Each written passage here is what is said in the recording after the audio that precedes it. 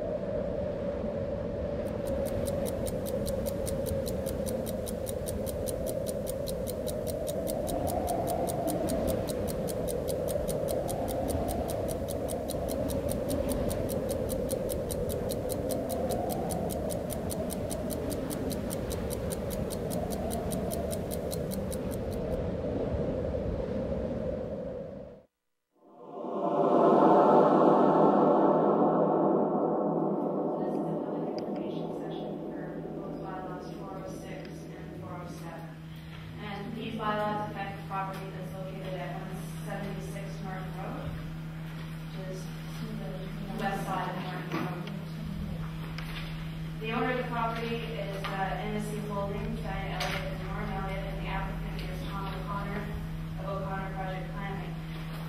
There's two bylaws for consideration this evening. Proposed bylaw 406 is to amend the Sulphur Island Official Community Plan. There's two parts to this bylaw. One is to define a specific residential density to permit 26 affordable housing units on the subject property. And the second is to add a new policy regarding the establishment of a density level for the provision of affordable housing throughout Sulphur Island. Proposed bylaw 407 has three parts to it. One is to add a new definition for affordable housing dwelling units and a new definition for special needs housing. Second, to create a new R6 zone variation. And third, to rezone the subject property from its current zoning of A1 to the new R6 residential zone variation. Just to provide a very brief background, the local trust committee received a number of staff reports regarding the proposal. At the April 28th meeting, the report was considered recommending that the proposal be revised to a maximum of 15 lots from 26. The motion was carried at that meeting to proceed with the proposed 26 lot application. Accordingly, bylaws were prepared. The proposed bylaws 406 and 407 received first meeting at the June 30th local trust committee meeting. And most recently, the local trust committee received a staff report dated September 6th of 2005, which provided the referral agency response overview and some recommendations of actions to be undertaken by the applicant prior to the bylaws being adopted into consideration. And that report will be considered at the September 22nd local trust committee meeting. I should just quickly mention one of the conditions is in regards to protecting the public walkway from the adjacent Brinkworthy mobile home park. We've since received a letter from the owner of that property has requested that that not be a condition. So we will be making note of that as part of the public hearing, is that condition, which is condition 1A2 in the staff recommendation. And the staff recommendation be removed from the recommendation. Do you need the overhead? Yes, I will.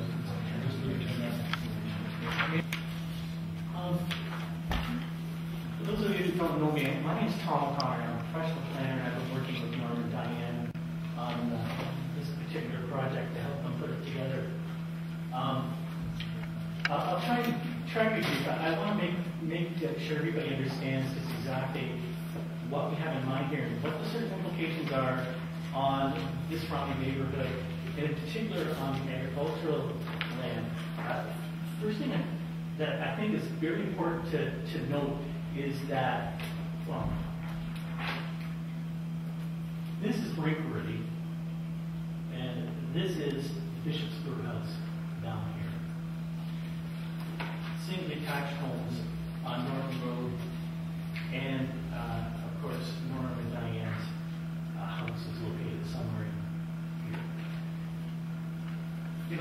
not been said about how this project is going to potentially have negative or adverse impacts on agricultural land. And I just want you to understand, you don't have to agree with me, but I want you to understand that the development that we have in mind is basically bridging the gap here between Brinkworthy and the existing homes on the other side of the road.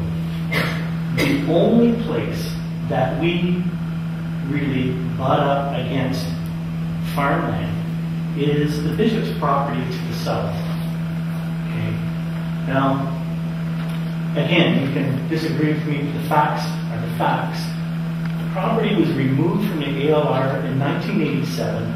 It's been as neighborhood, residential neighborhoods designation in the OCP since the mid-1990s. We've recently had a soils assessment done on the property, and it's poor quality soil. It's really not appropriate for agriculture. And if you're thinking of, well, you know, maybe you can't grow things on it, but, you know, you could do something else agriculture, I'd just like to have you think about a greenhouse with the lights on 24/7, pig farm, intense livestock type of operation or something. These kinds of uses are not appropriate. And this is what the Agricultural Land Commission determined almost 20 years ago. And things haven't changed that much from now till then. This is sandwiched in between residential development. And so what we're doing here is not sprawl development. It's an infill development. And it's well accounted for in the official community plan. Okay.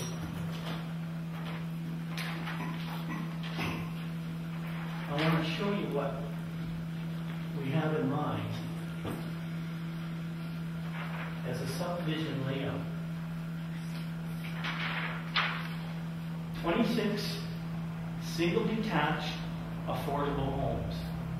Our intent from the get-go has been to have these homes comply completely with the affordable housing provisions of the official community plan. 26 homes.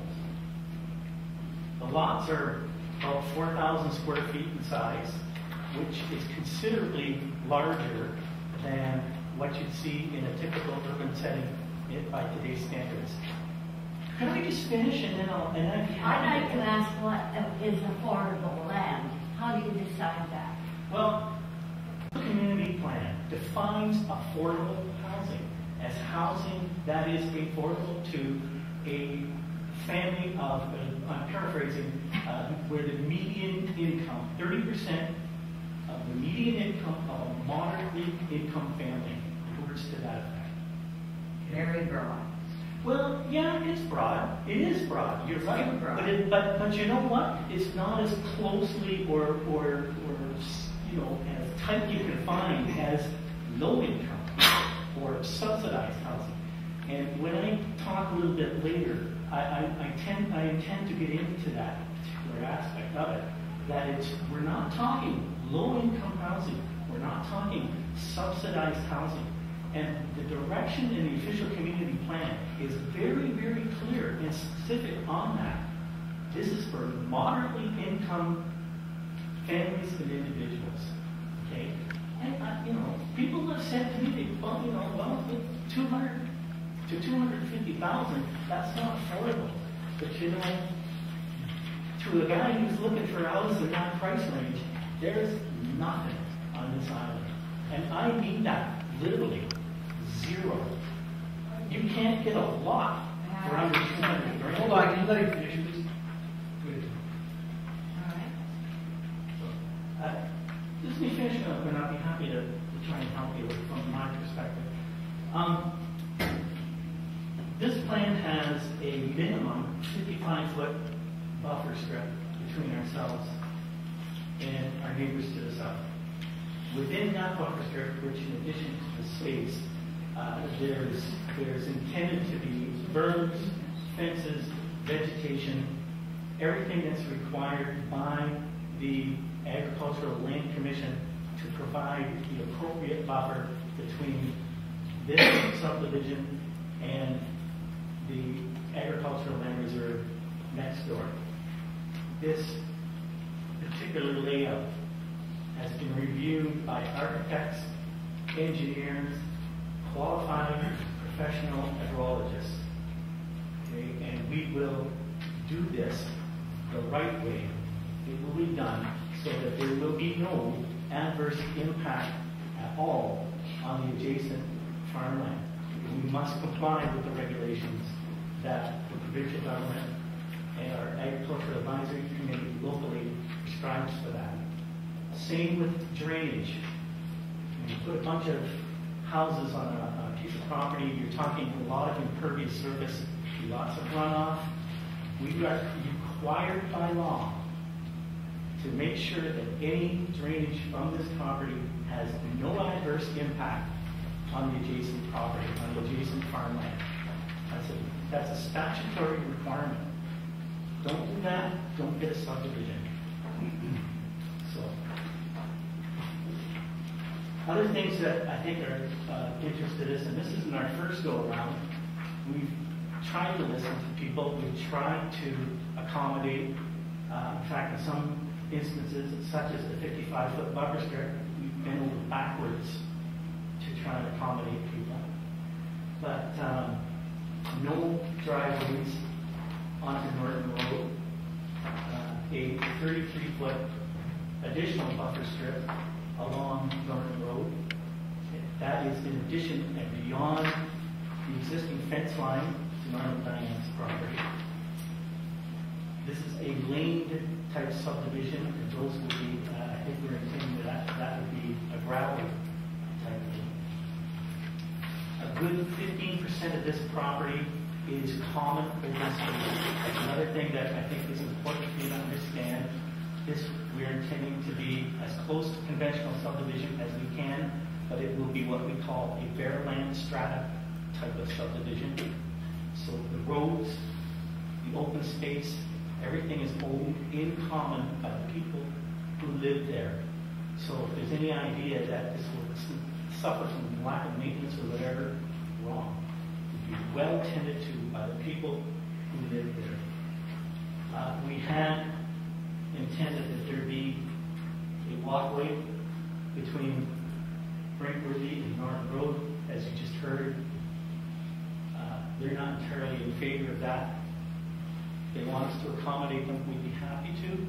Norm and Diane have been generous enough over the years to have gate access onto their property on an ad hoc basis for people to come and go from Brinkworthy to Norton Road, walk their dogs, whatever. So it was with that spirit that we're, planning things with Brinkworthy. We'd be happy to continue to talk to them about pedestrian access. We want to make we want to do whatever things we can do to make sure that pedestrian access from here down into Ganges is achieved. We're more than happy to be talking to the Parks Department. You may not know this, but there's a very extensive pathway system between basically this area and downtown Ganges, and it's all on paper. None of it's ever been done. It's all sitting there ready to go. Nobody's ever linked it all together. We'd be more than happy to try and help to bring that together so that pedestrian access is good. Traffic, I know, is everybody's. How can you put 26 homes in here and not have huge traffic problems?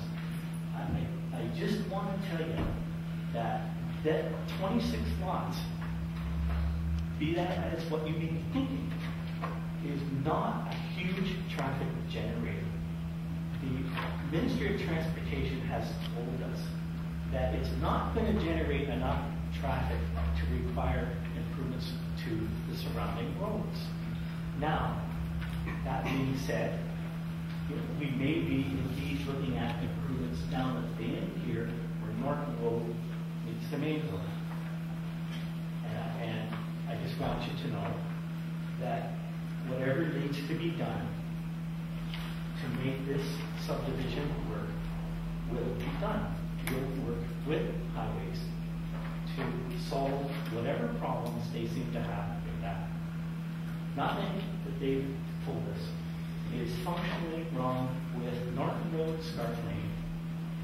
We'll probably find a little extra shoulder bit that'll go in there, again, to assist pedestrians. That's about it. I don't know, have I missed anything? Would that involve renaming Norton Road? Not as far as we are concerned. I would be willing to bet my bottom dollar that once, when we get a lot of construction traffic and so on, that reminds me of Sewer and water. right back to this. Sewer and water improvements are going to be made to this. We're going to be increasing, upgrading the water mains, and of those of you who live in this area, you may not know this again, but that hydrant at Scarf Lane and Norton Road doesn't have enough pressure to adequately serve the fire department. The main's too small.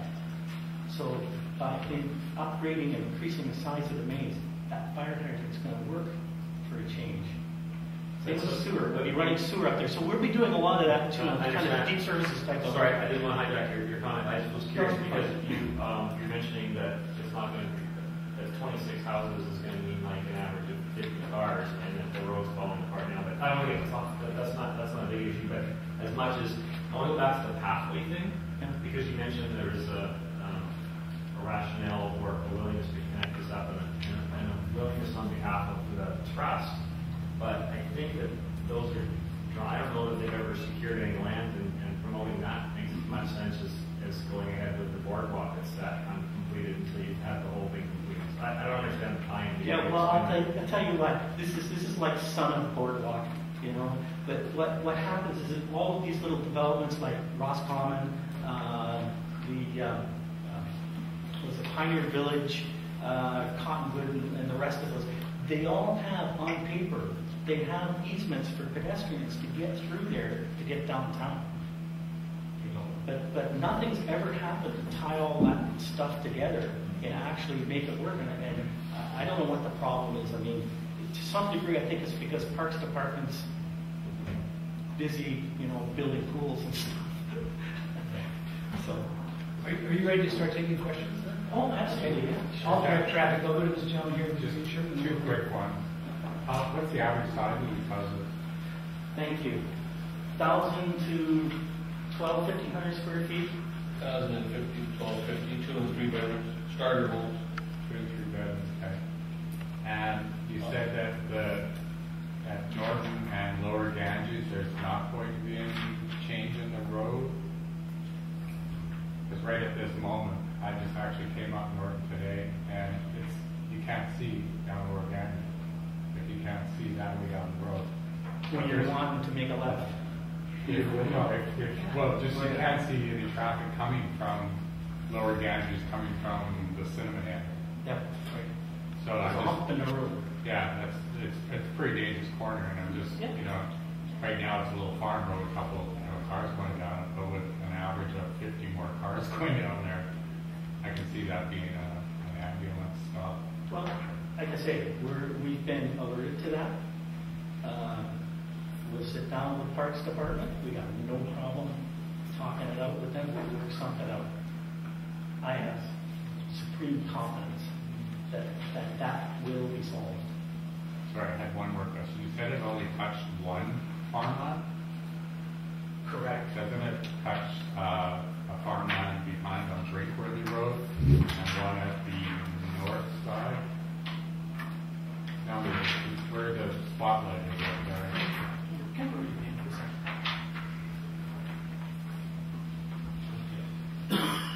This is Norm and Diane's property here. Yeah, so where the spotlight, now 4936, right where the spotlight is, the light, that's farmland there. Correct. And then at You're the correct. north end of the property? It's farmland here, it's farmland here as well. Yeah, and then It's farmland from here, right the way around Right. to here. Correct. Okay. Okay. Because I originally thought you said it only Yeah, touched absolutely. Yeah, but don't get me wrong. The boundary of the development, the subdivision we're looking at, is essentially right in here, actually a little bit further. So halfway along that one first lot there, yeah, we'll go right in there. Out in here. So it's this portion that we're developing. About 100 feet south. That's where all the density is, okay? Nothing is happening up here other than the existing house. Nothing. We don't have the density to do it. It won't happen. Okay? This will stay in its natural state, more or less, as a one single lot, single family lot. And that's what the rezoning requires, and that's what we're going to look at. What's the size of the remainder parcel, please? 7 acres. You know, before we go to the next question, Eric had a comment on the highway. Yeah, just, I'm looking at the Ministry of Transportation comments. Comments read approval, recommended subject to conditions outlined. Applicant to widen gravel shoulders on Norton Road to allow safe pedestrian access. Applicant to improve vertical alignment on Lower Ganges Road, just west of Norton Road to improve sight distance at this location. I think that's what you're talking about. And it is that what I'm reading here is that if this goes forward, that would be part of the recommendations, well, part of the conditions. Conditions from We have to MLK. sit down and find out exactly what it's going to take to make them happy. Yeah, but what's And being do it. What is being recommended at this time by MLK is that I'm just unclear on it. Yeah. Is that just left discretionary to whom in terms of color? No, wait a minute, we're getting sideways here. Let Eric finish and then we'll go to Tom. As part of the subdivision process, the Ministry of Transportation and Highways, when they look at a subdivision, take into consideration everything from it, what your comment of does it need upgrading or paving of the roads, or in this case, widening the shoulders, etc. They look at all of that at the time of subdivision, and if it's their opinion, if it is their opinion at the time of subdivision, that it's necessary to improve intersections at Norton Road and Lower Ganges, they'll require that as part of the subdivision process. That's my understanding. Correct me if I'm wrong. Would that be the subdivision cost and their cost? Absolutely. They would be your cost? Yeah, the developer would be responsible for that. And while we're touching on that, that's one of the costs that we're bearing. Sewer improvements, applicant's problem. Water improvements, applicant's problem. All the costs of putting all this together, making it happen, whatever, applicant's problem. And we're trying to do affordable housing. So, you know, Next time we get now, Kimberly had a comment, then we'll go back to the floor. Kimberly. Well, now I'm totally confused because when we meet with Greg Galpin and Rob Webb? Rob Webb. And we talk about the section of road from Athens Road all the way down to Kingfisher. We've identified this whole area as one of our #1 traffic concerns for the volume of traffic going through, the number of seniors and pedestrians on the road, and we're having totally different discussions about how to lower the traffic volume on this section of road rather than increase it, because we don't want any more fatal accidents or anything along that road. And so I'm wondering if Deb O'Brien is talking to her two counterparts in the Ministry of Highways, because these two recommendations do not meet or even come anywhere close to the discussions we're having with highways. And considering when we made the approval for the assisted living to go in on Blaine Road, they're required to rebuild Blaine Road and that whole intersection coming out because it's feeding on to Lower Ganges Road. And I can't see this even meeting the requirement from Greg Gelson and Rob Webb. Eric? So I think part of it is a process question, which is which comes first. And you know, my understanding is that which will come first will be the subdivision application, and then MOT is going to be saying this is what we're going to require. But as part of the rezoning application, their comments are this is what we think would be required if the subdivision was to be applied for. I think the applicant can Yeah, Tom, we have hired Philip Grange as our consultant. Philip Grange has made a phone call to Victoria. We're trying to put together a meeting with the Department of Highways, the gal that you met with, who has written 2 reports, one last year, one this year. They're in conflict with each other.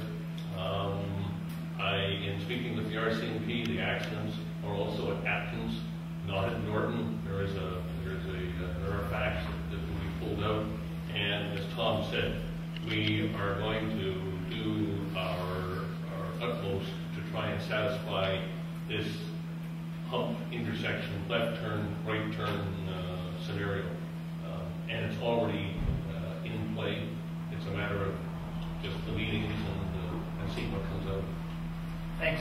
Kimberly, back to you, and then we'll go to the floor. Well, my concern is when you look at all of the developments that we've done along that section of road, it had a cumulative impact, which we could never foresee as we kept saying, oh, let's do this rezoning, and let's do this rezoning, and let's do this rezoning, to the point now we have an intersection at Crofton Road where the seniors stand there for half an hour before they even dare step foot out, and you're going to have more people coming out of your development down Norton Road. You're going to have 26 new homes that are presumably going to be families and kids and that sort of stuff, and you're going to create another potential place where they're going to come out and try and get across the road to where the sidewalk or it is for easy walking on the side of the road, and I'm concerned about that.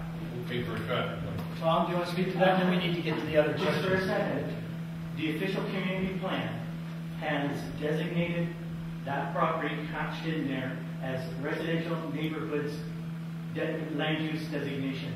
The residential neighborhoods land use designation prescribes a range of density, in a medium density range for that property. So it's not exactly factual that the traffic generation or person generation or whatever from that property is unknown. Our rezoning complies with and fits within that medium density range. So it's not exactly an unknown in my view. So it's in the context of our official community plan. Okay, I'd like to hear from some other folks that have questions. Yes, you can wait quite a while. Yes, You next. my name is Susan Berlin. I live on the island. I am also a professional planner. You raised the issue of the definition of affordability, and you threw into the mix low incomes, supported housing, and you pointed out that for a lot of people, $250,000 is affordable, whereas the $350 or what the average is now is not affordable. And that's true. It's also true that most of us couldn't afford $1 million property.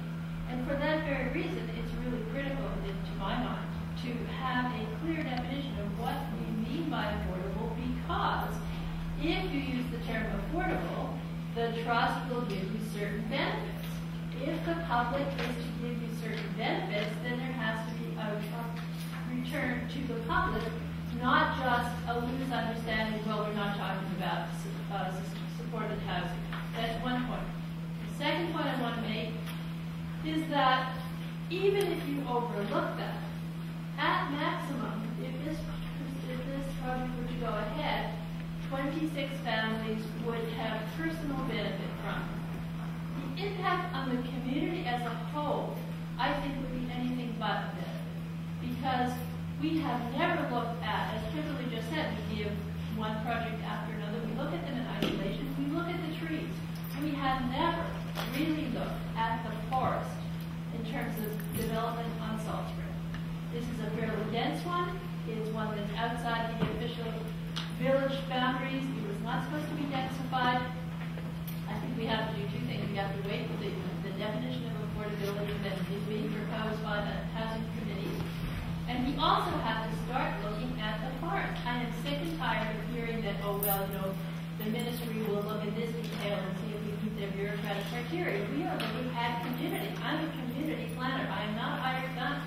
And I feel that this community has to really look at the impact of each development in the context of the whole, or we are doomed. Thank you. We have to go over to this side now. These ladies here have a question. two of you first. Okay. I'm a resident of almost 60 years, and I came here to hear about the essentials, whether it's in the right category or not. I came here to hear and to say that the land is agriculture. You downplayed it and said nonsense. You are completely wrong. That has been in farmland since the Nortons, and after Mrs. Norton lived in the old house there on her own, then the Dr. Beach and Dorothy, Cyril and Dorothy Beach, ran it as a farm. I have walked up that lane that is lined with lilac, and as I reached the end of it, it was their porch to their farmhouse. So you really are speaking from something you know nothing about as to land. You're merely handing out the carrots. I didn't come to hear the carrots. I came here to just what the people want, not what a developer wants. Thank you. That's the comment we need to hear when we go into the public hearing in 25 minutes. If you wouldn't telling us that again. I don't think I'll last it. Okay. Well, we'll take note of what you said, but the idea for these information sessions is to answer any questions that you might have. Then when we get to the hearing, that's your opportunity to make the impassioned pitch. It's okay. It's really not a problem. We all heard you. Well, I think, Gary, you're next. We'll decide. Then we'll go to Elizabeth. I just want to ask a question of process. Are we allowed to ask questions after 5:30 or not? Well, at 5:30, because it's a statutory notification time, I have to call the hearing to order at 5:30. And once we do that, then question and answer is over. Then it's the whole game changes. So now's the time for questions. Okay. I have questions for the local trust committee, not for the applicant. That's also okay. Sure, whatever you want to talk about, as long as it's about this application. Okay.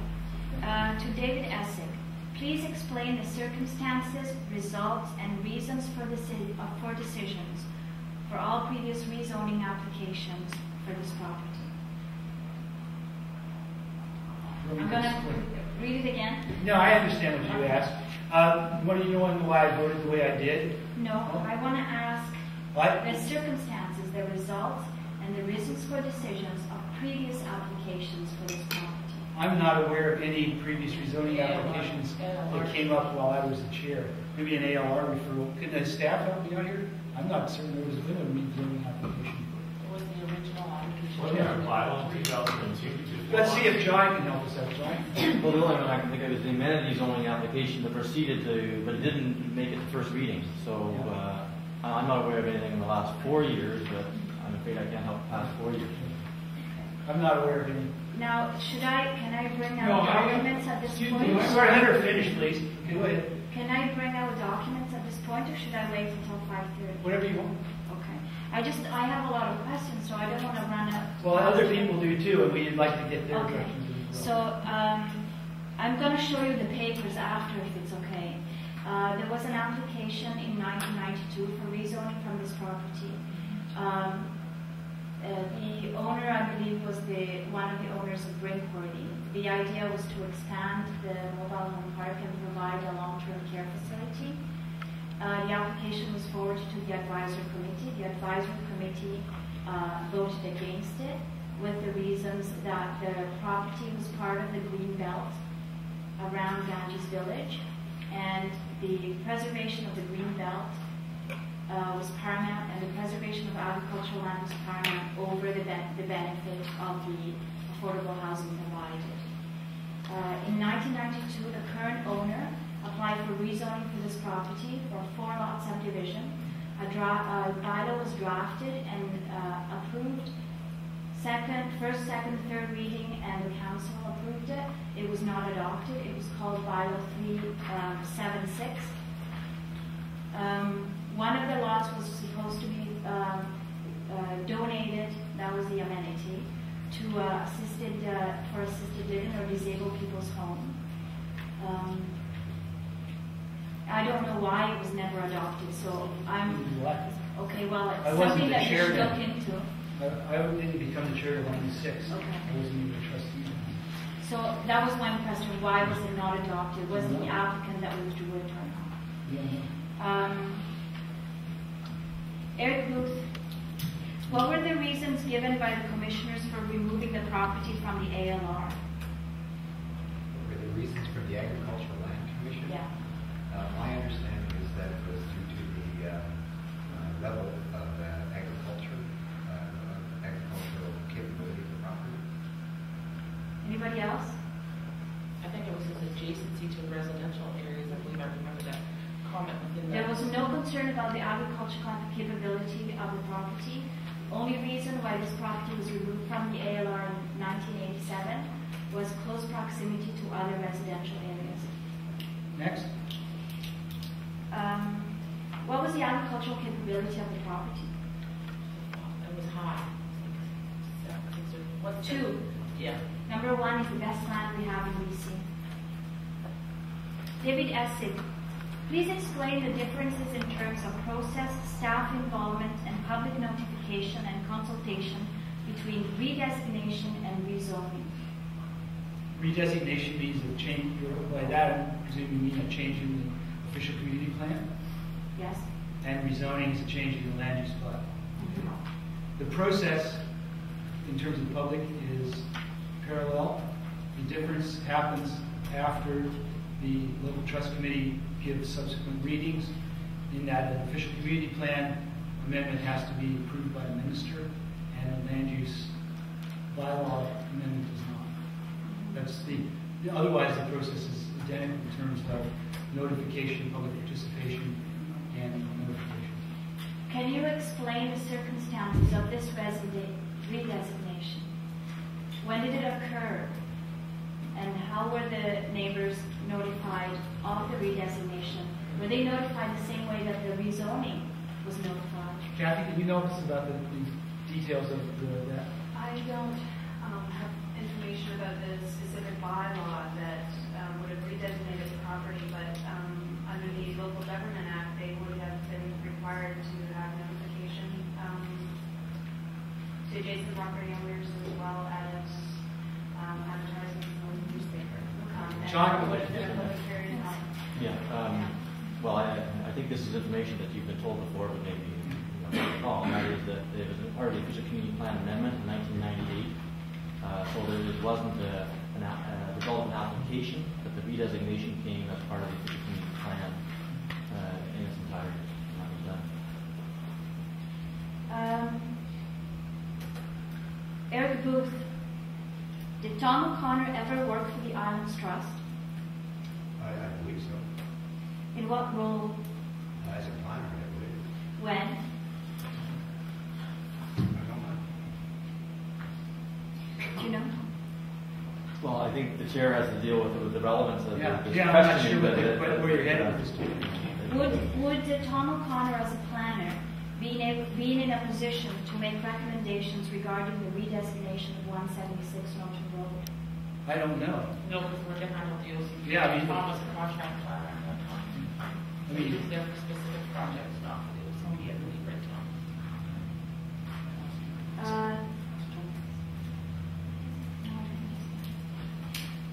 David Essig, in 1993, was the property part of the Ganges Green Belt?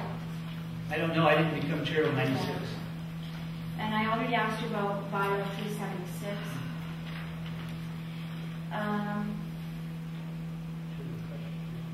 I don't know what David Essig, what is the local trust committee position on increasing densities in proximity to high voltage AC transmission lines? If you don't have a position as an LTC, can you please explain your individual opinion? I don't believe the local trust committee has an official position on it. My personal opinion is it's not a great idea, but I need more information before I'm going to vote on it. We have an APC policy about cell phone towers that talks about exposure to EMF, and we have set a buffer of 500 meters, I believe, from any continually habited area for position of cell phone towers and these buffers. And so if we were to look at that as a sort of a idea of how we feel about exposure to EMF, I think that's an easily translatable policy in that there should be at least a 500-meter buffer, and we shouldn't be having continually inhabited areas, particularly we talked about hospitals, schools, and residential areas that would have kids and all of that sort of stuff. So we haven't made an official position about high voltage wires, but our earlier policy that we adopted on positioning of cell phone towers does have some elements that can apply in relation to EMF exposure. Eric? I ditto what both of my colleagues have said. What is my personal opinion? My personal opinion is that as long as the proposed development isn't in such a location as to be in harm's way, then I don't have a problem. So the question is for me, is the subject problem fall into that category? And we haven't taken a look at it. I believe it does not fall into that category in this case. It does not. For me, that's correct. How did you determine that? Well, it's a personal opinion. Yeah. You're asking me. You're asking for personal opinions. We have others who'd like to. I know. I agree with her, and I think the person who gets a $200,000 mortgage should know about this because they may have a different. Thank you. I have two more questions. Kimberly Lineker, are you aware of any threats from the developer to file legal suits against any members of the public, ministries, or local governments? Please explain. Yes, and I'm not going to explain because it's a legal matter between the applicant and those he chooses to file claim against, and I don't think that's my position to comment, but yes, I'm aware of those kinds of discussions that are taking place. And I guess David Essay, what are the recommendations for this rezoning of the Affordable Housing Task Force, the Environmental Advisory Committee, and the Agricultural Advisory Committee for the rezoning? I believe they're in the binder. What we have submitted to us is in here, but with respect to the housing task force, your question segues very nicely into the fact that Elizabeth wants to speak next. So, Elizabeth, did you want to talk about how the housing task force goes about this? Yes, thank you, David. We have submitted to the Local Trust Committee on this application, although we weren't officially asked to do so. We have now, by the way, completed our preliminary recommendations, which includes definitions of affordability. We are opposed to the current application as we understand it. Because we haven't seen the proposed housing agreement, it makes it difficult for us to judge all the aspects of the proposal, but we are certainly concerned on a number of levels. The first of which is it truly affordable? It doesn't appear to meet our definition of affordability. And an additional concern is in our research of other communities, it seems that there's a lot of resistance initially to de-restricted housing, and that's what this is intended to be. In other words, when you buy it, you cannot then turn around and sell it on the open market. There are going to be restrictions concerning its resale value, and have to be, otherwise it won't be affordable in the long term. And people aren't used to that, and it takes the community quite a while, several years, to get used to the fact that it's okay to buy these houses, that you wouldn't be better off going to Crofton or somewhere else where prices are lower and commuting, that you can actually get your money back by buying this deed restricted housing. So what other communities such as Whistler have found is that you want to start off really small with maybe 3 or 4 or 5 units and see if you can market those first. So in our view, there's a huge risk in building 26 at once and expecting to sell them to local people. In our view, what might happen would be that the developer would be required to go through with some kind of an exit strategy, and that was one of our questions. What is the exit strategy? And under an exit strategy, is that housing still going to be protected, or is it going to be opened up to anybody in Canada who's prepared to come in and purchase, which doesn't meet the needs of the community for affordable housing for our teachers and nurses and so forth? Is there more? Well, there's a lot more, but I think... Yeah. Well, we could stop there. I'd be interested to hear what Tom had to say, or the applicants had to say about these issues around affordability and making sure it stays that way.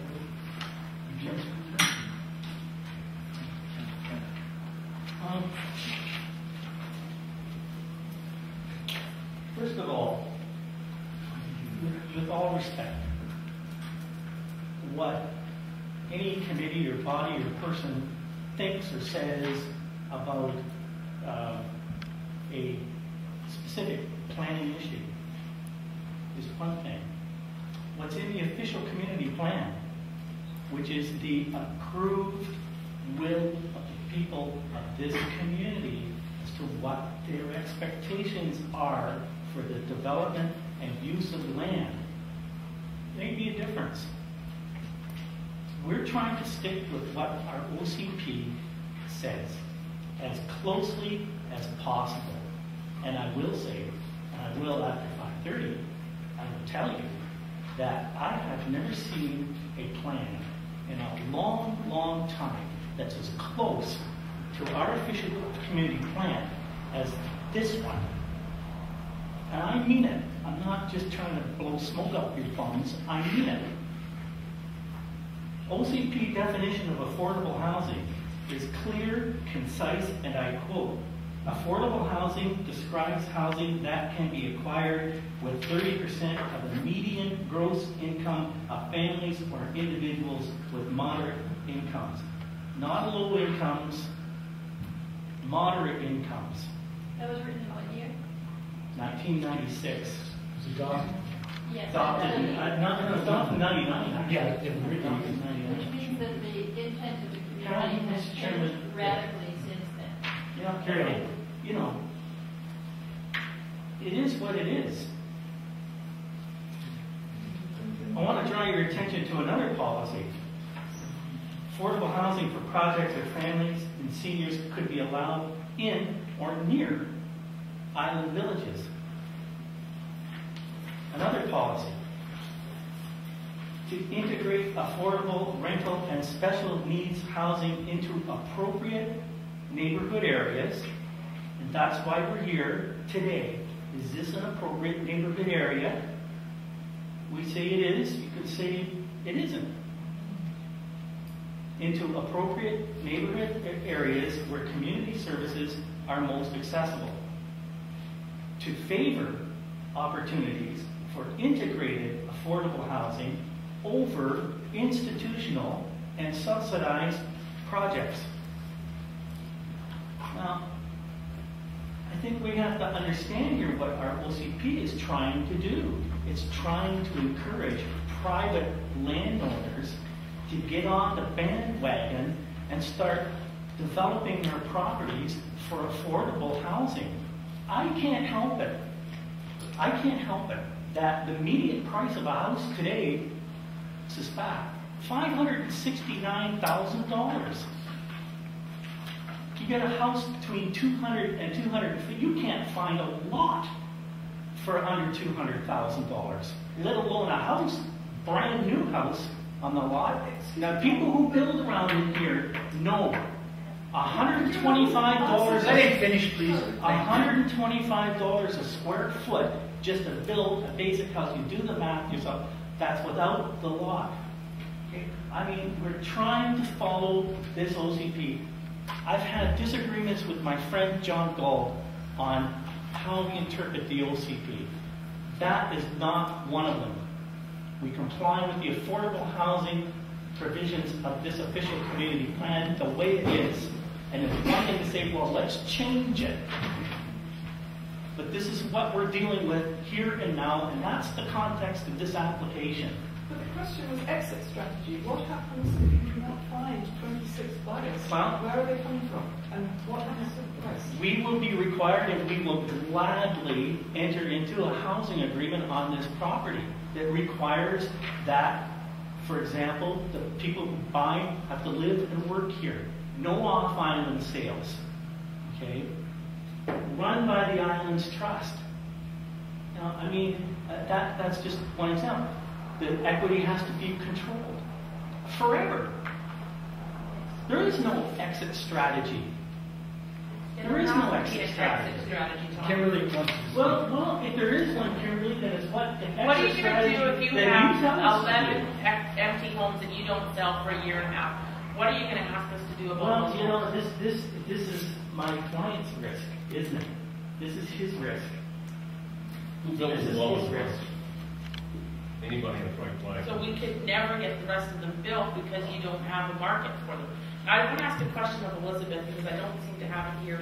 We got the recommendations from the Community Housing Task Force, and you gave that lovely chart of affordability, and it gave this many people, this is the income, this is the house they could buy, and that sort of stuff. So when we're talking about houses in the $200 to $250 range, what did you come up as your income for somebody who would purchase something like that? Well, that category is actually not part of the median income group. It's what we're calling the gap housing, to fill in between what median income can afford and what is available on the market.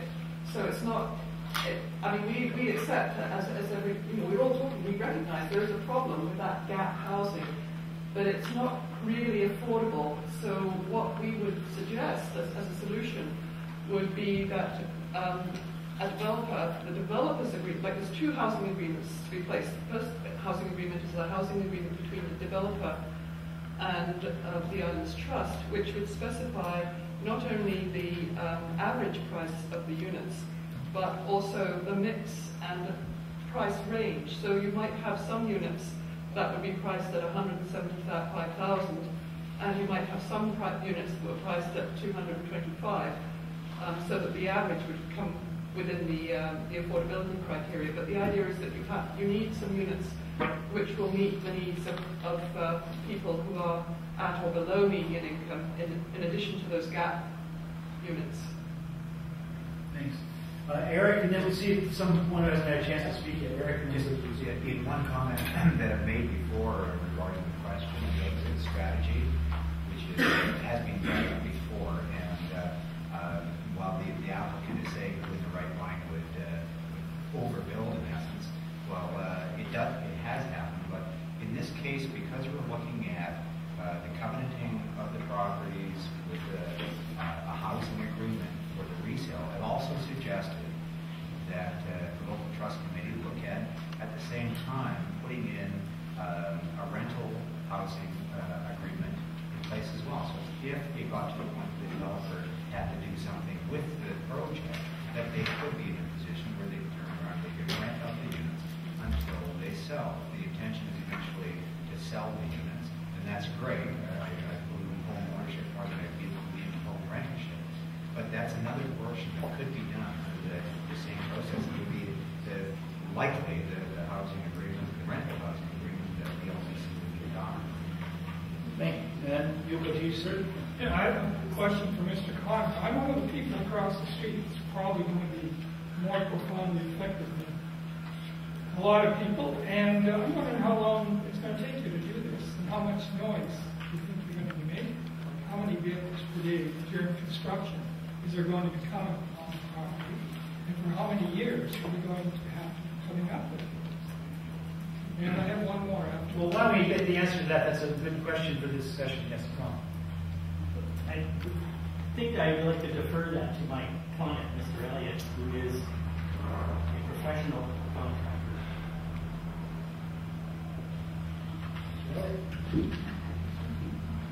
I think that we know there are a lot of people on the island that are making $50,000 to $75,000. What's that going to do? Still got the noise. If these people all come to us after it's approved and want to buy 26 homes, they will be built within a year. So you're not going to build them all at once? No, I'm not. No, I mean, there's a lot so of... let's go on over 5 years. No. I would say a maximum of 2 years. I mean, we're intending... You're also living here too. Yes.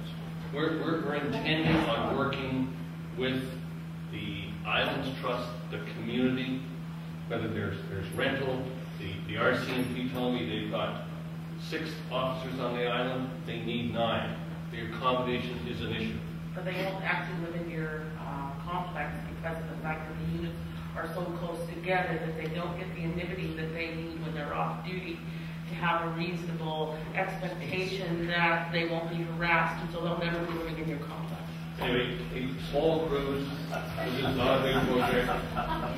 What are the hours? Hours, well, you know, most people work on salt spraying, tradespeople 35, 40 hours a week. Is this weekends too, or just So during the maybe, week? maybe Saturdays too, half days, you know, it's a great place to work, and it's a great place to build. But the units have to be affordable, they have to be built very efficiently, and I know how to do that. Come over and take a look at our place. I see it every day. No, you don't. But It's five. It's actually I've got 5:29. I've got time for one more question, and then we'll call the hearing to order. We have to do that right at 5:30. Is there anyone who hasn't had a chance to ask a question that would like to ask one? This gentleman in the yellow shirt. You get the last one. I noticed here that they're recommending a walkway between Norton Road and Drinkworthy. Is that going to be open to the public? Good question. We'll find out. Don, you want to answer that? Well, I don't know if you were here earlier, sir, but the Drinkworthy owners have said they don't want a pathway anymore. We'd be happy to accommodate them. I think our intent was that it would be a means for people living in Drinkworthy, which is its totality private property, to get to Norton Road and, you know, an easier access to downtown. It wasn't our intent that it be a public kind of walkway, and I don't think there's any need for it. So that's sufficient. Thanks. It's 5:30, and according to the Local Government Act, I have to call the hearing to order at the time it was advertised, which is right now. So as in the process of doing this, thanks.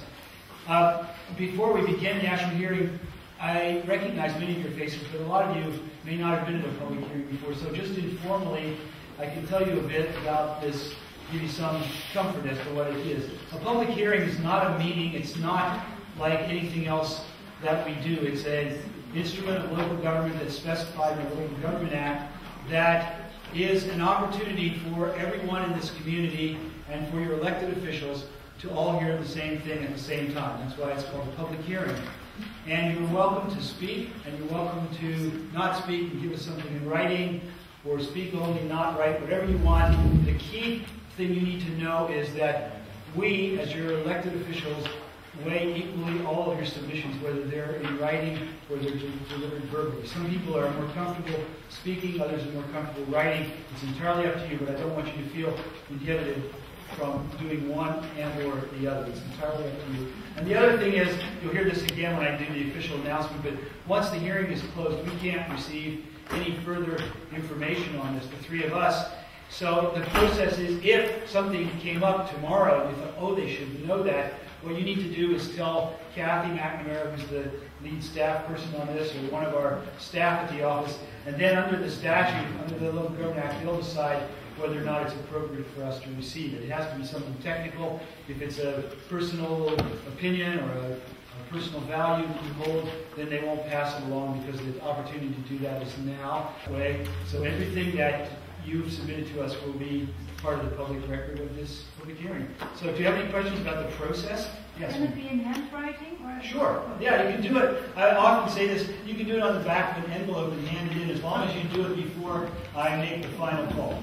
And again, it all bears equal weight with us. So we do have all of the documents up here, and you're welcome to come and look at them during the hearing. If you want to just come up to the front, Kathy. There's a binder out on the table out front, and all of the stuff we've received is up here. Is that right? All the comments that we've received up to from you today are... Everything is in that binder. And it's here. You can come up and take a look at it if you'd like. Any other questions about the process? Okay, then, pursuant to the Local Government Act, I will convene this public hearing under Section 892 of the Act in order to consider proposed bylaws number 405 and 406. All persons who believe that their interest in property is affected by the proposed bylaws will be given a reasonable opportunity to be heard or to present written submissions respecting the matters contained herein. Those wishing to speak should commence the presentation by clearly stating your name and address. Members of the local trust committee may, if they wish, ask questions following your presentation. However, the main function of this hearing is to listen to your views, not to debate them. It is not the function of the committee members to debate the merits of the proposed bylaws with the individual citizens at a public hearing. Everyone will be given a reasonable opportunity to be heard, and no one should feel discouraged from presenting his or her views. In considering the proposed bylaws, the local trust committee has received documents which may influence its decision. These are available for review during the hearing and afterwards, I might add. Any person who wishes to present a written submission to the local trust committee may do so, and all written submissions are available for review during this hearing, and written submissions must be received by the local trust committee before the close of the hearing tonight. Your only opportunity to comment on these proposed bylaws is during this hearing, as afterwards the members of the committee may not